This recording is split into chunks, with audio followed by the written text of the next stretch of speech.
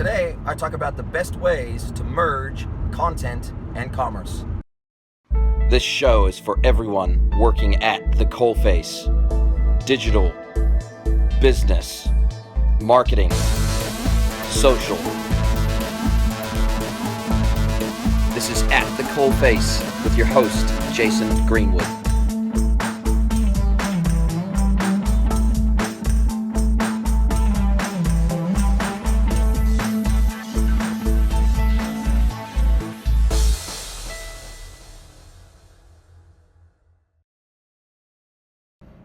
Hello everybody, I'm Jason Greenwood, and this is episode 9 of At the Coalface.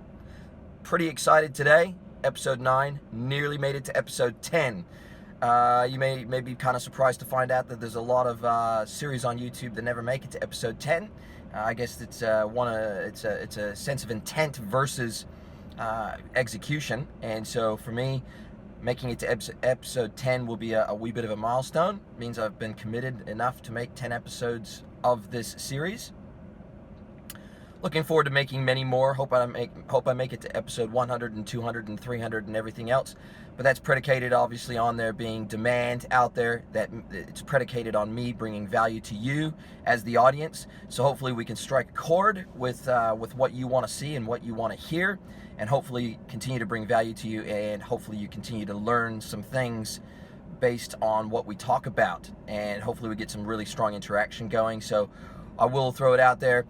Hopefully the interaction increases, hopefully the shares increase. The only way that I have access to a wider audience than my own is to get some distribution through you.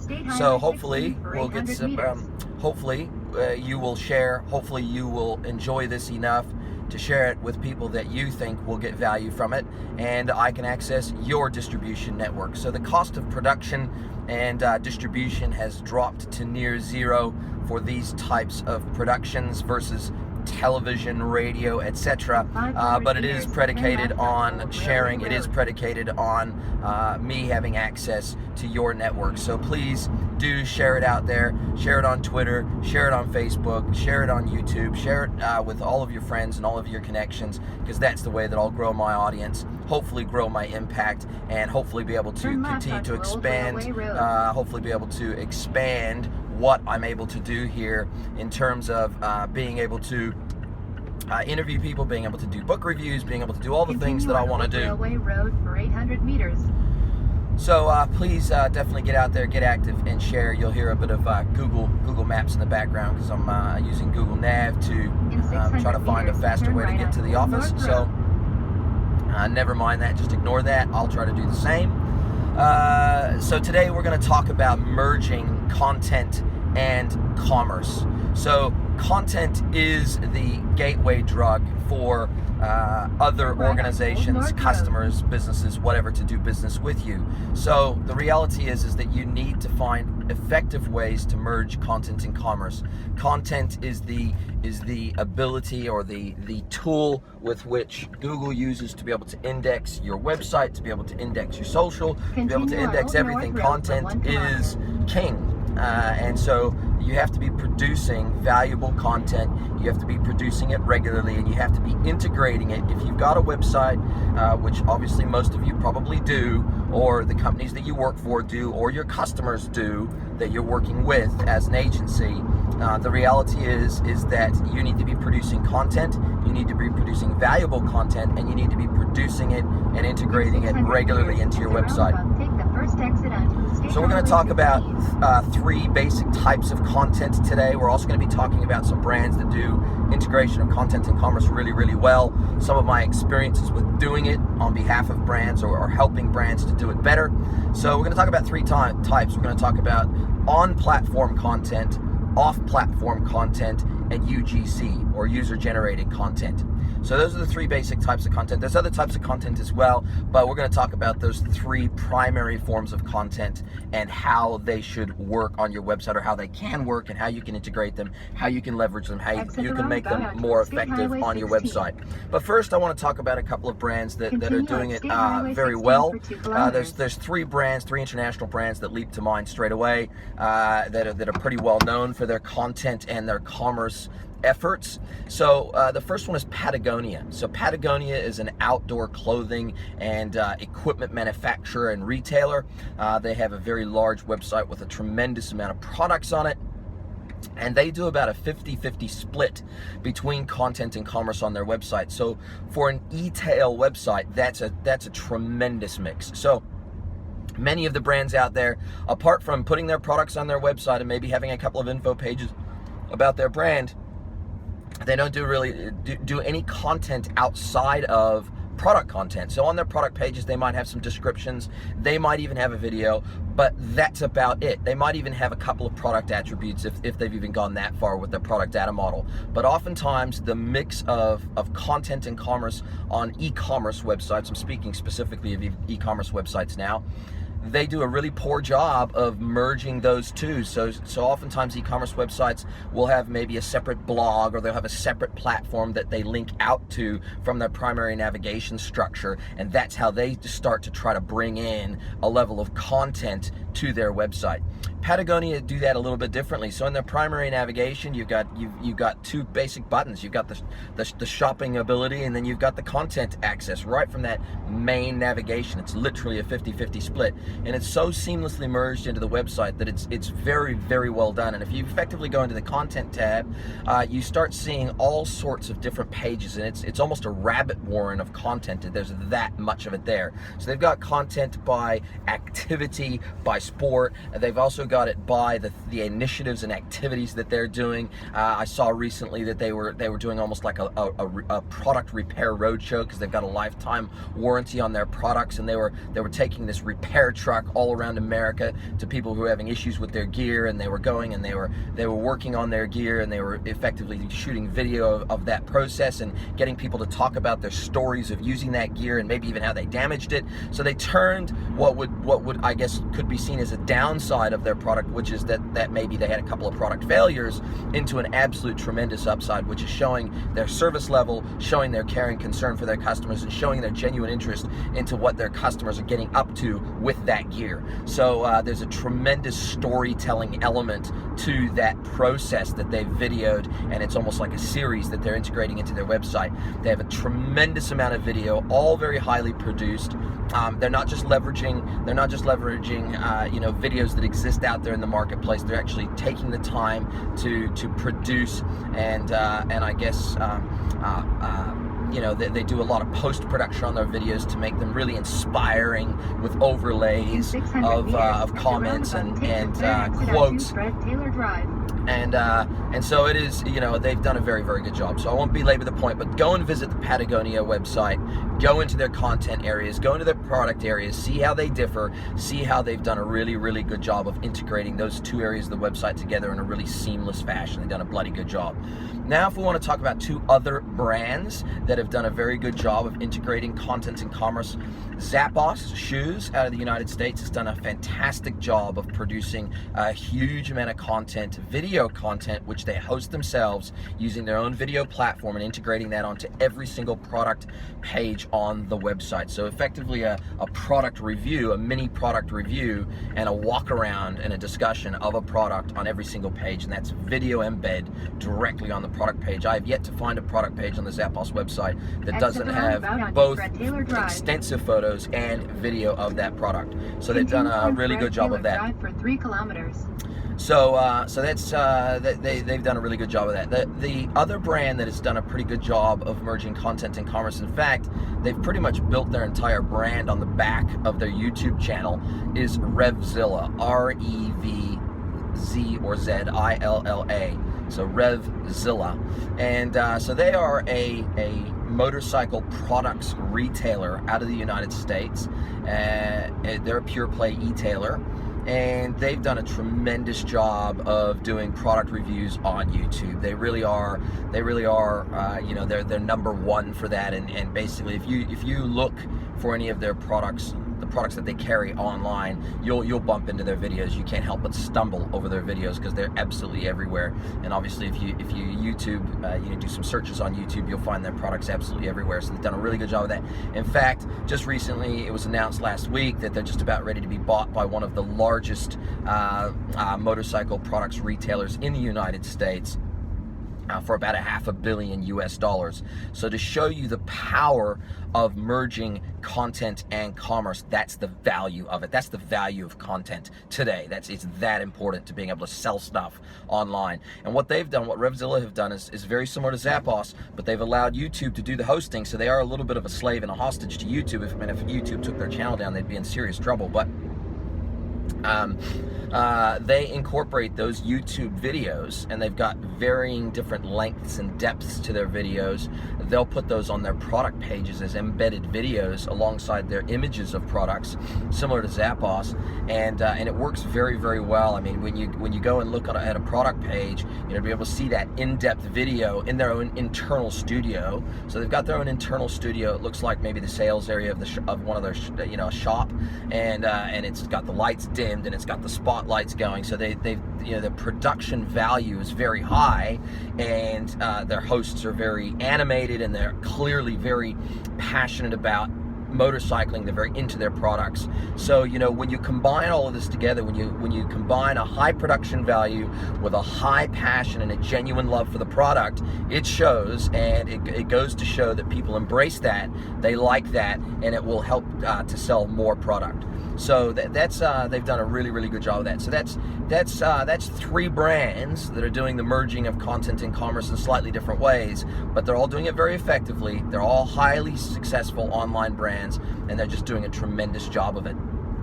Now, there's a couple of brands that I've worked with to help them merge content and commerce, to help these brands merge content and commerce. I'll talk about a couple of them. So Citizen Watches out of Australia, and they also manage the New Zealand arm and the South African arm. When they came to us, they wanted to, I guess, understand how they could merge content and commerce a little bit better. So what we did is we recommended that they start tying content information blocks to specific technology attributes so that they could surface that on product pages. So if you go to citizenwatches.com.au, you'll be able to see a live example of a pretty effective merging of content and commerce based on a product attribute. So anywhere where you see EcoDrive as a product attribute against a watch, and they have a tremendous percentage of their product catalog, which is EcoDrive, which is effectively their continue straight to stay on Don Buck Road, which is effectively their technology around solar. So it's the ability to have a solar power watch is their EcoDrive watch. So if you go to a product page where that product attribute has been applied to a product, it automatically pulls in, and it's linked to a content block or an informational block about that product, and it's shown as a tab, a collapsed tab on the product page, and it's on the right hand side of the page, and it looks like a little tab sticking out, black tab sticking off the side of the page. If you click on that, it will expand that product information tab. You can see a little bit of a blurb about that particular technology. You'll see an embedded video about that technology, and then you can collapse that tab and it goes away again. And that's and it's that way around a few of their different technologies, and basically any technology they add in the future, they can tie a content tab to a specific product attribute, and that allows that tabs, and they can have multiple tabs. Multiple technologies can be integrated into the one watch. So on a single product page, you might see 2 or 3 stacked tabs that you can pull out one by one to understand a little bit more about that technology. And when they update that technology tab in the back end in admin in Magento, because this site runs Magento, when they update that CMS block of information, it updates it site-wide automatically. So any product that has that product attribute applied will show that product information tab, and when that tab is updated, obviously it updates across the entire website. So they don't need to update the product page for every single product that has that technology. They only need to update that tab one time in the back end, and it automatically applies to every product that has that attribute. So a really effective merging. We did a similar thing for Nick Scali Furniture. Nick Scali Furniture, with their corporate website, they wanted to showcase different pieces of information depending on what time of the year was going on, etc. And they wanted that to be updated across all of their product pages at the same time. So what we did is we created a content block that was effectively bullet pointed unordered list, and so they could put as an unordered list in that content block in admin, once again in Magento. They could put content in one by one, and effectively on the front end on product pages, we would put Nick Scali in the spotlight. We'd put a content tab, if you will, a content section embedded in the template that was pulling the information out of that content block in admin and displayed it on effectively a rotating banner slider. So when you click that slider each time, you go to a different bullet pointed piece of information, and it displays it in a completely integrated way. It doesn't look like it's a separate piece of the page. It's just fully natively integrated, but it's pulling in real time from those latest updates from that block of information from admin. So that's another way to integrate content in commerce. So there's all sorts of ways. If you're clever about it, there's all sorts of ways. We worked with the Tree of Life brand, which I've mentioned before, to talk about origins. They're a fashion brand, so every product that they buy comes from a different place, a different region, a different village, if you will, in India, which is where they source the vast majority of their product. And each village has its own style, it has its own color, it has its own manufacturing method, and it's all unique, and it's all very regionalized. And so we came up with the concept of tying origins attribute, and the origin being the city or the town or the village that product came from, with a block of information around that village. And so whenever they apply that particular village attribute to a product, what it does is it creates a special icon, a unique icon for called origins. And what will happen is when you click on that origins icon from any product page, it will trigger a modal or a pop-up window, a light box window that allows everything else on the page to kind of go dim, and it highlights and features the information about that village right directly on the product page. And once again, whenever they update the information about that particular town or village in the back end in admin, now this is on NetSuite, so it's on Suite Commerce Advanced, the platform. So as you can see, there's some commonality between platforms in the way that you can look to leverage content and commerce together, and so that was kind of what we did. That's what we recommended. We found a way to start pulling together the content and commerce story that they want to tell to their customers. So that's some live examples of ways in which you can start merging content and commerce. So that's kind of a mix of on-platform and off-platform. So in the case of Revzilla, they've got off-platform content, so not inside their native platform, but so that's YouTube. That's the off-platform content that they've created and hosted at YouTube, and then they've integrated that into their own platform directly. On platform would be something like what Patagonia has done, where you never ever leave their site, you never ever leave their core platform, and it's all very native. It feels very native, it feels very integrated. It never feels like you've ever left and gone somewhere else and come back and been redirected. It's very smoothly integrated, so they've done a very impressive job of that. When we start talking about finally user-generated content, user-generated content is content like product reviews, testimonials, and even Instagram photos. So with a specific tag, with a specific hashtag associated with them that you put out there into the market, and say tag, to take a photo of you. Let's say you're a fashion brand, take a photo of yourself wearing one of our pieces of clothing and give it this hashtag. And then what you can do is there's integration software out there, integration tools out there that will allow you to typically bring that feed of any photos with that tag onto your website and display it as kind of a ticker of images, whether it be on your homepage, category pages, or product pages. And so that's an integration of user-generated content directly and natively into your website using Instagram. There's obviously the ability for your customers. Let's say you ran a competition and you said, create a YouTube video of you using our product or recommending our product or reviewing some of our product. We'll have a competition, and then we'll give you a prize, whatever the case may be. Then you can start integrating those user-generated content videos into your website into a smart way. Obviously, tell your audience that you're going to be doing that.